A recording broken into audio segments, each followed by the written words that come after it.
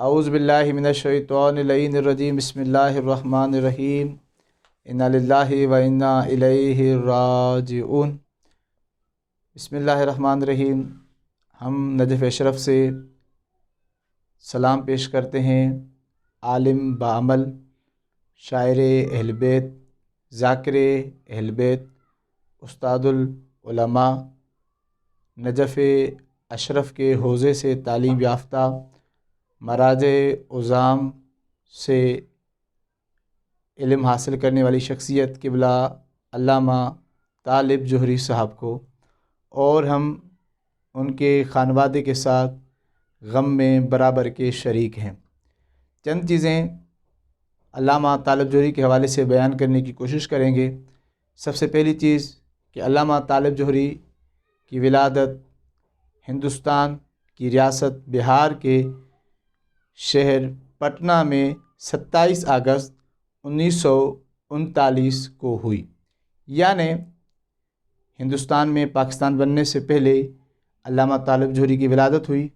اور علامہ طالب جوہری اپنے خاندان کے پہلے عالم نہ تھے، بلکہ ان کے والد محترم قبلہ مولانا مصطفیٰ جوہر صاحب بہترین عالم، بہترین مناظر اور بہترین علمی، ادبی اور ثقافی شخصیت کے مالک تھے۔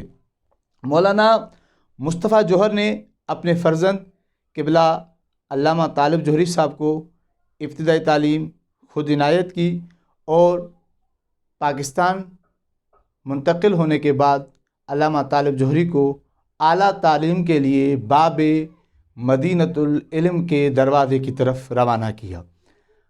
باپ نے جن امیدوں کے ساتھ بیٹے کو روانہ کیا تھا، بیٹا انہی امیدوں پر پورا اترتے ہوئے حوزہ علمیہ نجف میں اپنا نام قائم کیا، اور اس وقت شہید باقر الصدر آیت اللہ ابوالقاسم خوئی، آیت اللہ عبداللہ شیرازی اور دیگر جید علماء اکرام سے آپ نے کسب فیض کیا۔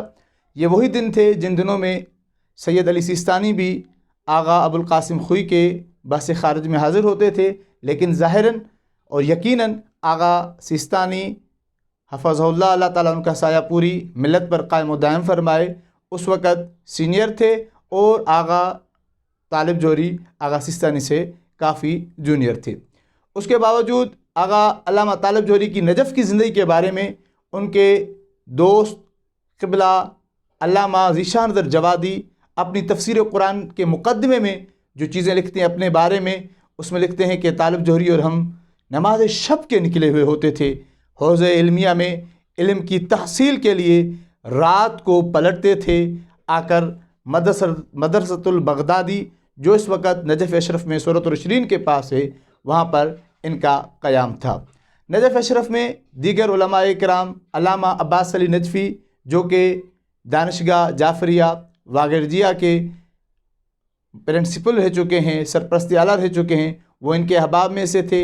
شیخ علی مدبر نجفی جو مدرسے معصومین کے سرپرست اعلیٰ تھے، خدا ان کے درجات کو بلند فرمائے، اور دیگر علماء اکرام ان کے ساتھ ہوتے تھے، لیکن ان کے قریب ترین ساتھی علامہ ذیشان در جوادی تھے۔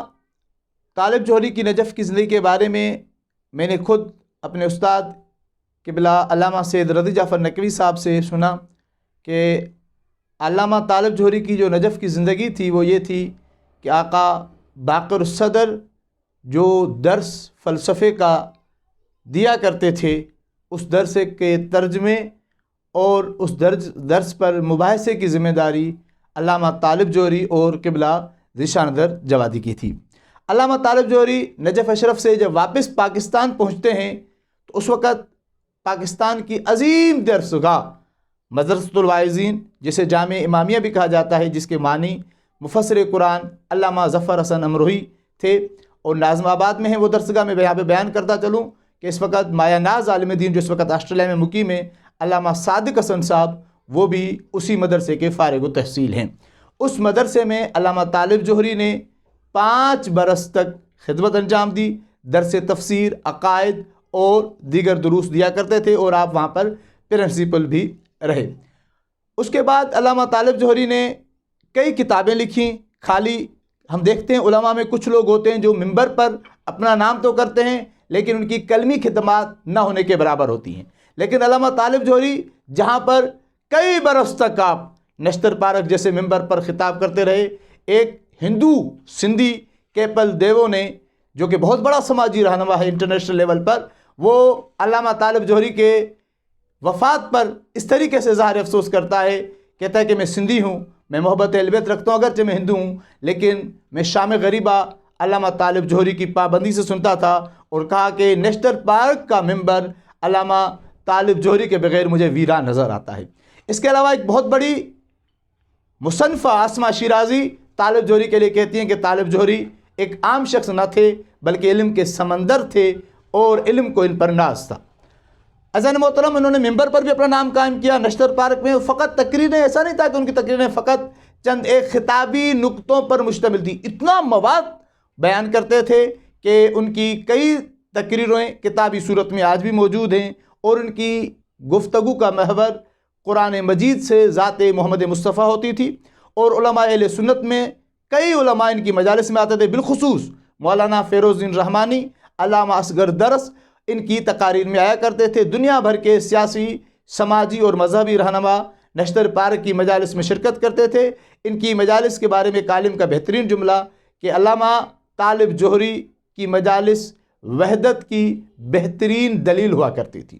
علامہ طالب جوہری کلمی میدان کے ساتھ آپ نے علمی طور پر بہت ساری کتابیں بھی لکھی، جس میں سے ان کی تفسیر کی کتاب احسن الحدیث اور مقتل میں حدیث کربلا.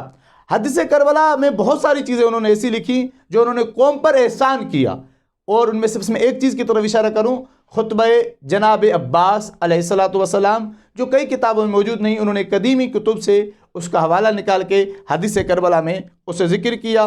اور اس کے علاوہ ذکر معصوم، نظام حیات انسانی، خلفۂ اثنا عشر، علامت ظہور مہدی، اور آپ نے عقلیات میں بھی بہترین کتاب لکھی جو سن 2005 میں چھپی، عقلیات معاصر کے نام سے. آپ بہت بڑے شاعر تھے، آپ کی شاعری کے بھی کئی کتابیں چھپ چکی جیسے حرف نمو، پس آفاق اور دیگر کتب اس میں سر فہرست اور قابل ذکر ہیں.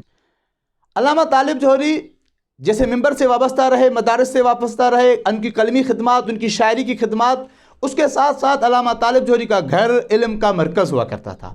علامہ طالب جوہری کے پاس دنیا بھر سے آنے والے علماء جب بھی کراچی آتے تھے، چاہے پاکستان سے ہوں، انڈیا سے ہوں، کہاں سے بھی ہوں، وہ علامہ طالب جوہری کے گھر جاتے تھے. ایک عظیم جملہ میں طالب جوہری صاحب کی خدمت میں نظرانہ عقیدت پہ کہوں گا، تاریخ گواہ ہے کہ طالب جوہری صاحب کبھی بھی کسی شخص کے دروازے پر نہ گئے.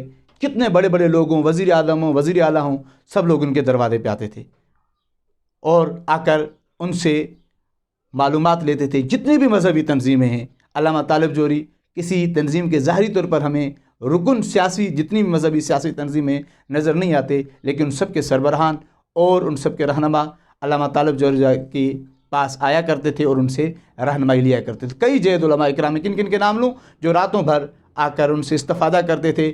ہر خطیب، عالم، ذاکر، شاعر، نوحہ خان کے لیے ان کے دروازے کھلے ہوتے تھے. علامہ طالب جوہری نے پی ٹی وی پر 80 کی دہائی میں تفسیر قرآن کے حوالے سے بہترین پروگرام کیا جو ان کا ایک عرصے تک علامہ طالب جوہری کا چلا. شام غریباں کی، جیسا کہ میں نے بیان کیا، ایک ہندو شخص بھی کہتا ہے کہ شام غریباں کے بہترین ذاکر تھے. ہر مسلمان کو جو بھی پی ٹی وی پہ دیکھتا تھا، انسان کو، مسلمان ہوں چاہے ہندو ہوں، سب کو طالب جوہری صاحب کی شام غریباں کا انتظار رہتا تھا. کتنا عشق تھا ذکر اہل بیت سے. 2004 سے علامہ طالب جوہری کی صحت مختلف اوقات میں خراب ہوتی رہی، لیکن جب بھی صحت نے اجازت دی آپ نے ذکر اہل بیت کیا. آپ کو یہ جان کے حیرت ہوگی کہ گزشتہ برس علامہ طالب جوہری نے اپنے زندگی کا آخری عشرہ محرم المحسن ہال کراچی میں خطاب کیا. ہاں، صحت کی خرابی کی وجہ سے چند ایک مجالس سے خطاب نہ کر سکے، لیکن جب طبیعت دوبارہ درست ہوئی پھر آپ ممبر پر آئے اور آپ نے اپنی زندگی کے آخری محرم سے بھی خطاب کیا. خداوند عالم نے علامہ طالب جوہری کو 3 بیٹے عنایت کیے ہیں، علامہ ریاض جوہری، علامہ اسد جوہری اور علامہ امجد جوہری. تینوں کے تینوں ممبر حسینی سے وابستہ ہیں اور خدمت انجام دے رہے ہیں. علامہ طالب جوہری کو خدا نے بیٹیاں بھی دی ہیں. ان کے ایک داماد کو چند برس پہلے شہید کر دیا گیا تھا.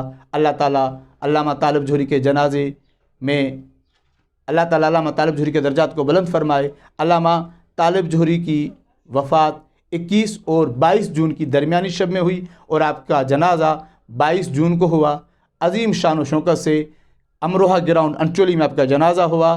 کئی جید علماء کرام، علامہ رضا جعفر نقوی اور دیگر علماء نے جنازے میں شرکت کی۔ جنازے کی امامت قبلہ مولانا مصطفیٰ وکیل صاحب نے کی، اور ان کا جنازہ انچولی میں ایک عظیم جلوس کے ساتھ نیو رضویہ اسکیم 33 کی طرف منتقل ہوا، جہاں پر ان کے کتب خانے میں ان کی تدفین کی گئی۔ علامہ طالب جوہری کی وفات پر ہر ایک شخص نے ایک جملہ ضرور کہا، طالب جوہری جو قوم میں کمی پیدا کر کے گئے ہیں، ان کے جانے کے بعد جو کمی رہ گئی ہے اسے کوئی شخص بھی پورا نہیں کرتا۔ وما علینا الا البلاغ المبین۔